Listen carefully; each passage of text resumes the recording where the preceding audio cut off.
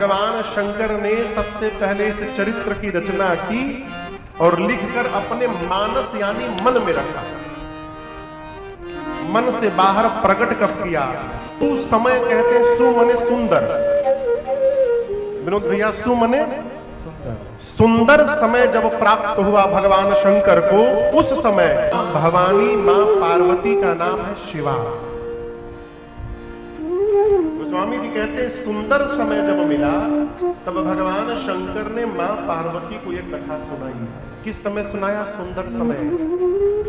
पार्वती जी भगवान शिव की अर्धांगिनी है, लेकिन उसके बाद भी बाबा ने जब मन किया तब नहीं सुनाया। कब सुनाया? सुंदर समय मिला तब सुनाया। अब ये सुंदर समय क्या है? जिस समय श्रोता के मन में कथा के प्रति श्रद्धा जागृत हो जाए, वो सुंदर समय है। अब कल्पना करिए कोई गले भर भोजन किया है,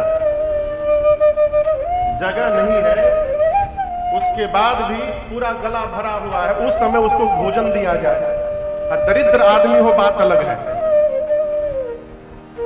खौहा आदमी गले में जगह नहीं है, उसके बाद भी कहता नहीं राष्ट्रपति जी आए हैं, इनका वेलकम करना पड़ेगा। अभी हम लोग गए थे जून में राम कथा गाने दुबई, तो वहां एक जगह एक मिथिला का समाज है, भोजन करने गए। तो मिथिला वाले तो भोजन कराते हैं, भगवान मालिक है। यहाँ मिथिला का कोई है? बहुत लोग हैं। वो बोली कि ना, तो भोजन करने गए। तो मिथिला में यदि भोजन करने जाइए तो नियम है 20-25% पेट भर जाए तभी से हाथ ऊपर उठा दीजिए। अब नहीं खाएंगे, तब 100% पेट भरेगा। और यदि पेट भरला के बाद यदि आप हाथ उठाएं तो भगवान मालिक है, फिर बखूरी में हाथ लगा के उठावे न पड़े। क्या उत्तम।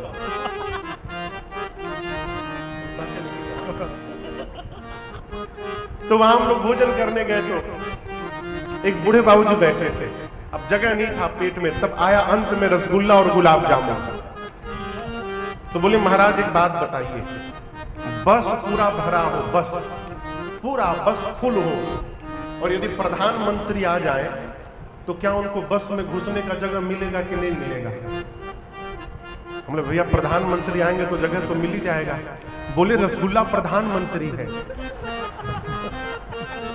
कितना भी बस भरा हो, यदि प्रधानमंत्री आएंगे तो जगह मिल जाएगा। तो हम पूछे ये गुलाब जामुन क्या है? बोली ये राष्ट्रपति है।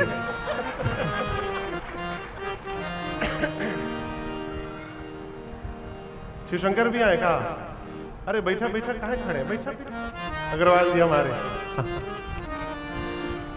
पिछली कथा रायपुर में भैया ही कराने वाले थे ऑडिटोरियम में, लेकिन कुछ घटना घटी जिसके कारण कथा स्थगित हो गई। स्वागतम, बैठिए। तो कहने का अर्थ है किसी का पेट भरा हो और उस समय उसको अमृत भी परोस दिया जाए, उसके लिए उस अमृत का कोई महत्व नहीं है। और किसी को यदि बहुत भूख लगी हो और उस समय कुछ न मिले, रूखी सूखी रोटी ही प्राप्त हो जाए, तो उसका स्वाद अमृत से कम नहीं लगता है। गोस्वामी जी कहते हैं जिस मनुष्य के भीतर कथा के प्रति श्रद्धा उत्पन्न न हो, वो इंद्र जैसा राजा क्यों न हो, उसको भगवान की कथा नहीं सुनानी चाहिए। इंद्र क्यों न हो। भगवान शंकर कहते हैं राम कथा का अधिकारी कौन है? राम कथा के ते अधिकारी जिनके सत्संगति अति प्यारी। भगवान शंकर कहते हैं जिस मनुष्य को सत्संग से प्रेम है वही कथा सुनने का अधिकारी है। उचित समय आया तब भगवान शंकर ने मां पार्वती जी के सम्मुख जो रामचरित्र को अपने मन में रखा था, मन यानी मानस में, मानस से उस चरित्र को बाहर प्रकट कर दिया। गोस्वामी जी कहते हैं मैंने इसको लिखा नहीं है, शिव जी ने मानस से जो रामचरित्र प्रकट करवाया है, उसी चरित्र को मैं यहाँ लिखने जा रहा हूँ। ये राम जी का वो चरित्र है जो शंकर जी के मानस से निकला है, इसलिए इनका नाम रामचरितमानस रखा। इसका एक दूसरा अर्थ, एक लोग मिले हमको बिहार में, मैं जगह का नाम नहीं लूंगा। कमरे में आए तो अपने बारे में आधे घंटे बताए हमको, महाराज हम ये हैं, हम वो हैं, हमने ये किया वैसे किया। 50 साल से मानस पढ़ रहा हूं, नित्य 1 घंटा पढ़ता हूं 50 साल से। जब वो चले गए तब पता चला कि पूरा गांव से केस लड़ रहे हैं। वो जब चले गए तब मुझे किसी ने कहा कि महाराज ये कह रहे थे 50 साल से मानस पढ़ रहे हैं, पूरे गांव से झगड़ा मुकदमा हुआ है इनका। अब सोचिए वो कौन सा मानस पढ़ रहे हैं, वो भगवान जान रहे हैं। आप समझ रहे हैं, हम पढ़ रहे हैं ये महत्वपूर्ण नहीं है। पढ़ने के बाद यदि वो हमारे जीवन में नहीं उतर पा रहा है तब तक पढ़ने का कोई अर्थ नहीं। गोस्वामी तुलसीदास जी इस ग्रंथ का नाम रामचरितमानस लिखे, क्यों? जो इसको पढ़कर अपने मानस यानी मन में रामचरित्र नहीं उतारा तब तक इसको पढ़ने का कोई अर्थ नहीं है। बाबा ने मानस में 7 कांड की रचना की। बाल कांड, दूसरा बोलिए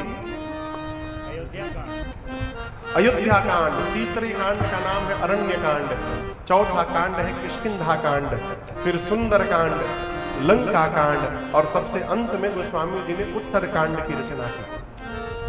7 कांड लिखे बाबा ने, इसलिए बाल कांड के प्रारंभ में गोस्वामी जी ने 7 श्लोक लिखे। श्लोक पर हम आगे चर्चा करेंगे, पहले मानस की भूमिका का दर्शन करिए और महिमा का। जैसे हम लोग इस पंडाल में बैठकर कथा सुन रहे हैं ना, उसी प्रकार श्री रामचरितमानस जी में 4 स्थान पर ये कथा चल रही है। कितने स्थान पर? 4। हर स्थान पर एक कथावाचक है और उस स्थान पर एक कथा बैठकर श्रोता सुनने वाले हैं।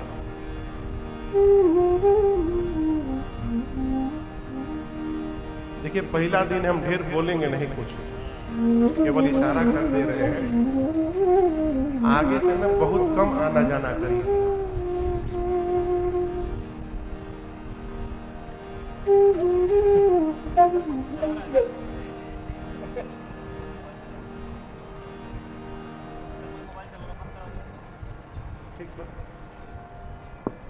नो कॉम्प्रोमाइज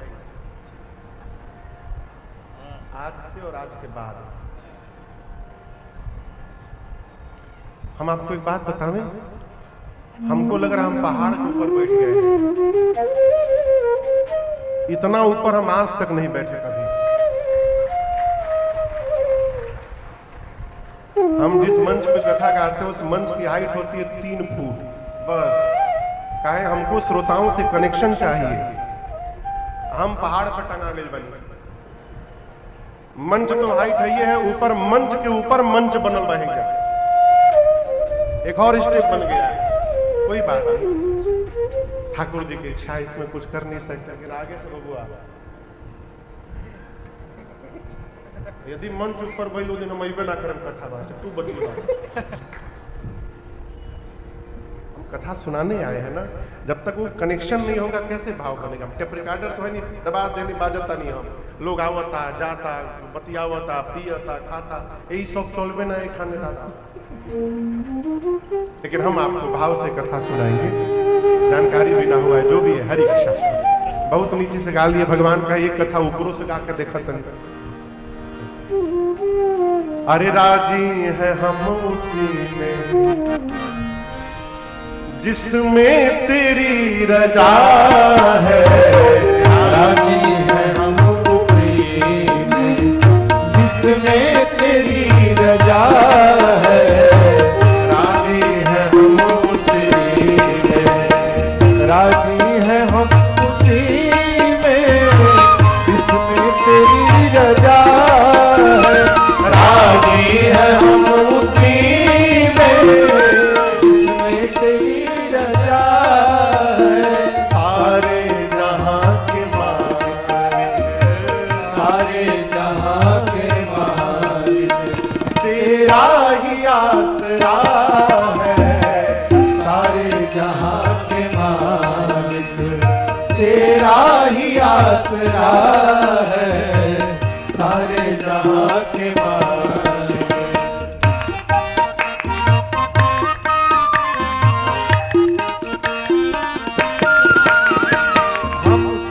बताएं तुमको, सब कुछ तुम्हें खबर है। हम क्या बताएं तुमको, सब कुछ तुम्हें खबर है। हर हाल में हमारी तेरी तरफ नजर है। हर हाल में हमारी तेरी तरफ नजर है। मजबूरियां हमारी, मजबूरियां हमारी, एक तू ही जानता है। मजबूरियां हमारी, एक तू ही जानता है। सारे जहां के मालिक,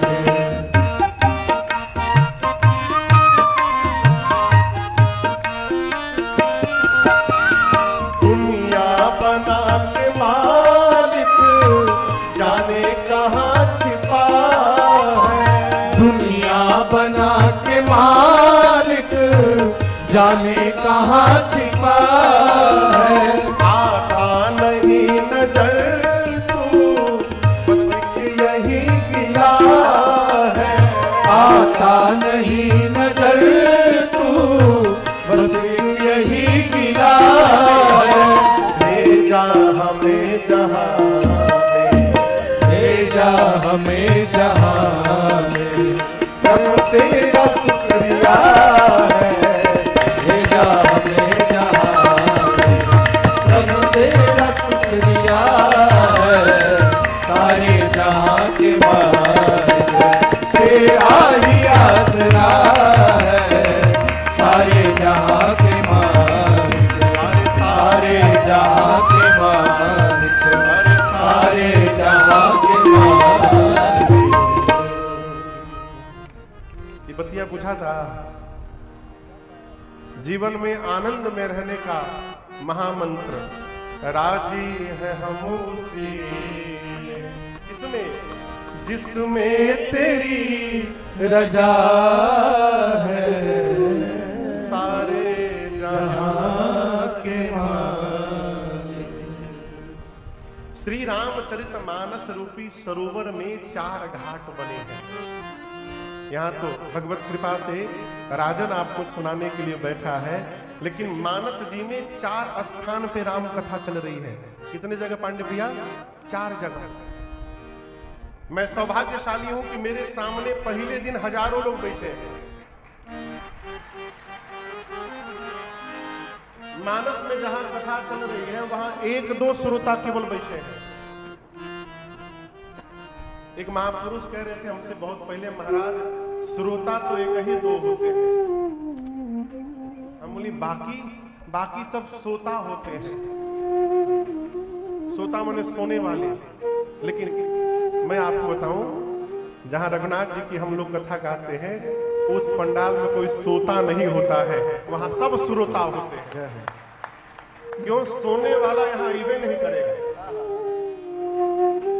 सोने वाला यहाँ इवे नहीं करेगा। यहाँ वही आएगा जिसको रघुनाथ जी में प्रेम हो, जिसको भगवत कथा में अनुराग हो। मानस के 4 घाट, प्रत्येक घाट का अपना एक स्वभाव है। वहां एक वक्ता है, वहां एक श्रोता है, और उस घाट का अपना एक विशेष नामकरण हुआ है। सबसे पहला जो घाट है उस घाट का नाम है शरणागति घाट। क्या नाम है? शरणागति। शरणागति घाट। ये घाट कहां पर बना है? तो ये घाट बना है काशी जी में। यहां बनारस का कोई है? ये कहो जहां के नाम बोलो थे वही जाके लोग हाथ उठावत है। काशी जी में घाट है जिसका नाम है असी घाट,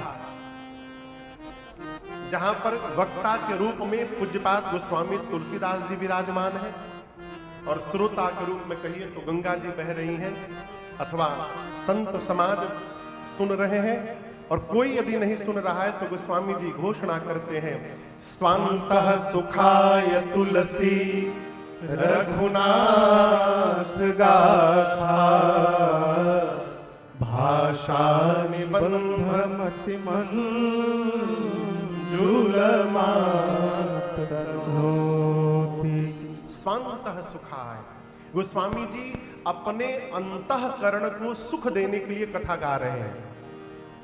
देखिए, हम कथा आपको सुना रहे हैं, जब तक कथा मुझे आनंद नहीं प्रदान करेगी तब तक आपको आनंद प्राप्त होने वाला नहीं है। दूसरे को सुख देने के लिए कथा नहीं सुनाना है, अपने को सुख देने के लिए कथा गाना है। गोस्वामी जी कहते हैं स्वांतः सुखाय तुलसी रघुनाथ गाथा। गोस्वामी जी का अपना निज मन सुन रहा है। ये मानस जी का पहला घाट है, इसका नाम है शरणागति घाट। अब गोस्वामी जी कहते हैं मैं वो कथा सुनाने जा रहा हूं आप लोगों को जो तीर्थराज प्रयाग में बैठकर श्री याज्ञवल्क्य ऋषि ने श्री भरद्वाज ऋषि को राम कथा सुनाई। दूसरा घाट है तीर्थराज प्रयाग। इस घाट का नाम है कर्मकांड घाट और वक्ता है याज्ञवल्क्य ऋषि, श्रोता है भरद्वाज मुनि। ये मानस का दूसरा घाट। याज्ञवल्क्य ऋषि कहते हैं भरद्वाज जी से, मुनिवर मैं आपको वो कथा सुनाने जा रहा हूं जो कैलाश में बैठकर भगवान शंकर ने मां पार्वती जी को सुनाई थी। तीसरा घाट कैलाश पर्वत। कथावाचक है भगवान शंकर और श्रोता है पार्वती मैया। इस घाट का नाम है ज्ञान घाट। शंकर जी कहते हैं पार्वती जी से, देवी मैं आपको वो कथा सुनाऊंगा जो नीलगिरी पर्वत पर बैठकर श्री कागभुशुंडी जी ने मूल रूप से गरुड़ जी महाराज को सुनाई थी। चौथा घाट है नीलगिरी पर्वत। वक्ता है कागभुशुंडी जी और श्रोता है श्री गरुड़ जी महाराज। इस घाट का नाम है भक्ति घाट। अब आपके मन में एक प्रश्न आएगा, महाराज जी ये नामकरण कैसे हो गया? वही कथा कहीं चल रही है तो शरणागति घाट नाम है, वही कथा कहीं चल रही है तो भक्ति घाट नाम पड़ गया, कहीं ज्ञान घाट, कहीं कर्मकांड घाट। ये नामकरण कैसे हुआ? अच्छा आप लोग बताइए, आप लोग पहले कभी राम कथा सुने हैं? पूछा था नहीं हम तो बोलिए हाँ हाँ, चाहे ना बोलिए। सुने हैं टीवी में ना सामने से? अच्छा सुने हैं। कितने लोग सुने हैं? अपने राम जी को तो नहीं सुने होंगे, हम पहली बार यहाँ आए हैं। किसी दूसरे वक्ता से सुने होंगे, दूसरे कथावाचक से सुने हैं ना? मेरा प्रश्न है, क्या सभी कथावाचक एक ही जैसी कथा सुनाते हैं? कहिए, काहे? ये तबीयत एक ही है? जिस पुस्तक को केंद्र में रखकर कथा गाई जा रही है वो ग्रंथ तो एक ही है, फिर कथा क्यों बदल रही है? कथा इसलिए बदल रही है माई बाप, इस कथा को गाने वाले वक्ता का चित्त जैसा होता है, उनका भाव जैसा होता है, उनका ज्ञान जैसा होता है, वो उसी अनुरूप कथा सुनाते हैं। किसी विरक्त महात्मा से कथा सुनिएगा तो विरक्ति चढ़ जाएगी, फिर लगेगा घर द्वार नौकरी व्यापार सब बेकार है, सब छोड़ छाड़ के पहुंचल जाओ बाबा जी के मठ पर। और बुरा न मानिएगा, घर में कम झंझट है, जब वहां जाइएगा तो पता चलेगा घरवा से ढेर झंझट वहां पड़ा हुआ है। पहले के लोग न्याय कहता है चौथे पन नृप कानन जाई। चौथे पन में राजा को वन में चला जाना चाहिए। वन में जाने का मतलब, अब तो पहले वन बचा नहीं तो राजा कहां वन में जाए? वन में जाए माने जंगल में न चला जाए, घर में ही जंगल की तरह रहना, ये कानून बात है। देखिए बुरा न मानिएगा, कई लोग तीर्थ में जाकर भी घर में रहते हैं। कैसे महाराज? तीर्थ में चले तो गए, पहुंच गए अयोध्या, 4 बजे घर फोन मिला के नाश्ता बन गई, अभी ले जगला लो ना। वो पहुंचा है तीर्थ में लेकिन मन से घर में बना हुआ है। कई लोग घर में रहते हुए भी तीर्थ में वास किया करते हैं। हमारा शरीर कहाँ है ये महत्वपूर्ण नहीं है, हमारा मन कहाँ जी रहा है ये महत्वपूर्ण विषय है। आप यदि चाहें तो कलिकाल में रहते रहते त्रेता में जी सकते हैं, और यदि मन विकृत हो गया तो त्रेता में जन्म लेने के बाद भी रावण जैसा कलिकाल का व्यवहार कर सकते हैं। मेरा मन कहाँ जी रहा है? कथा सुनाने वाले वक्ता का भाव जैसा होता है वो उसी से परिपूर्ण होकर कथा सुनाते हैं। विरक्त से कथा सुनिएगा, विरक्ति छा जाएगी। ज्ञानी कथावाचक से कथा सुनिएगा, ज्ञान में वर्धन होगा। प्रेमी वक्ता से सुनिएगा तो भगवान में प्रेम जग जाएगा। भावपूर्ण वक्ता से सुनिएगा तो भाव जगेगा। गोस्वामी जी शरणागति में जीते हैं, शरणागत भाव के वक्ता हैं। शंकर जी ज्ञानी वक्ता हैं, काकभूषुंडी जी भक्त हैं, इसलिए और याज्ञवल्क्य ऋषि कर्मकांडी महापुरुष हैं, इसलिए सभी घाट का नाम अलग अलग हुआ। पांचवा घाट भिलाई का ये खुर्सी पार का मैदान है। 4 घाट तो इसके भीतर है, अब 5वां घाट ये मैदान है। वक्ता के रूप में राघव जी ने राजन को बिठाया है और श्रोता के रूप में आप लोग यहाँ विराजमान है। इस घाट का नाम है भाव घाट। हम भाव से कथा गाने आए हैं और ये आशा करेंगे उसी भाव से आप श्रवण करेंगे। सभी घाट पर वक्ताओं ने कथा की महिमा गाई। मैंने अपने पूज्य महाराज श्री के श्रीमुख से जो महिमा सुनी है मैं आपको सुनाऊं। ये कथा करती क्या है? सबसे बड़ा काम, इसे श्रवण कर मिट जाती है। किसे श्रवण कर? बोलिए, कथा। ये कथा श्रवण कर मिट जाती है। 100 जन्म जन्म की व्यथा हो। जय जय राम कथा, जय श्री राम कथा। लंका के युद्ध में राम जी नाग पास में बंधे। नारद जी ने गरुड़ जी को कहा कि आप जाकर भगवान को नाग पास से मुक्त करिए। गरुड़ जी भगवान को मुक्त तो कर दिए नाग से, लेकिन स्वयं फंस गए। सोचने लगे क्या भगवान को भी कोई बांध सकता है? ये बंधे हुए थे, मैंने खोला है। नहीं नहीं, ये भगवान नहीं हो सकते। भगवान में संशय हो गया। नारद जी के पास गए। नारद जी बोले आपको बीमारी ने पकड़ लिया है। रेफर किया तुरंत ब्रह्मा जी के पास। ब्रह्मा जी बोले बहुत भारी बीमारी ने पकड़ा है, इसका ट्रीटमेंट हमारे पास भी नहीं है, शंकर जी के पास आइए। शंकर जी के पास गए तो शंकर जी बोले हम आपको रेफर कर रहे हैं, आप काकभूषुंडी जी के पास जाइए। जब तक बहुत लंबे समय तक कथा सत्संग करिएगा तब आपका ये भ्रम समाप्त होगा। गरुड़ जी महाराज दौड़कर काकभूषुंडी जी के पास गए। अब समझिए ये जो पांडाल है ना, ये पांडाल काकभूषुंडी जी का आश्रम है, जहां वो कथा गाते थे डेली। शंकर जी ने कहा था लंबे समय तक कथा सुनिएगा सत्संग, तब आपका भ्रम समाप्त होगा। कथा होते होते उस आश्रम की ऐसी महिमा हो गई, गरुड़ जी ने आश्रम को केवल देखा और देखने मात्र से उनका सारा भ्रम समाप्त हो गया। आप सोचिए जिस घर में कथा हो रही है, कथा होते होते उस घर की ऐसी महिमा हो गई कि देखने मात्र से भ्रम समाप्त हो गया। काकभूषुंडी जी गरुड़ जी से पूछे आप क्यों आए हैं? गरुड़ जी हाथ जोड़कर बोले सुनहु तात जेहि कारण आयो, सो सब भयो तरस तब पायो। सुनहु तात जेहि कारण आयो, सो सब भयो तरस तब पायो। देखि परम पावन तब आश्रम, गयो मोह संशय नाना भ्रम। देखि परम पावन तब आश्रम, गयो मोह संशय महिमा गाए।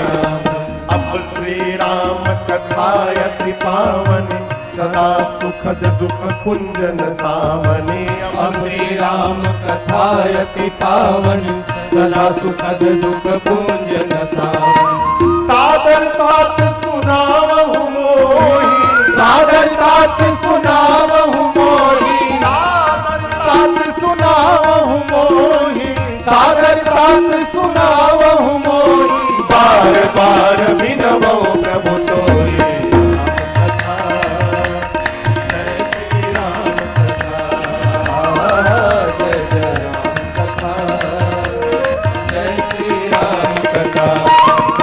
श्रवण कर मिट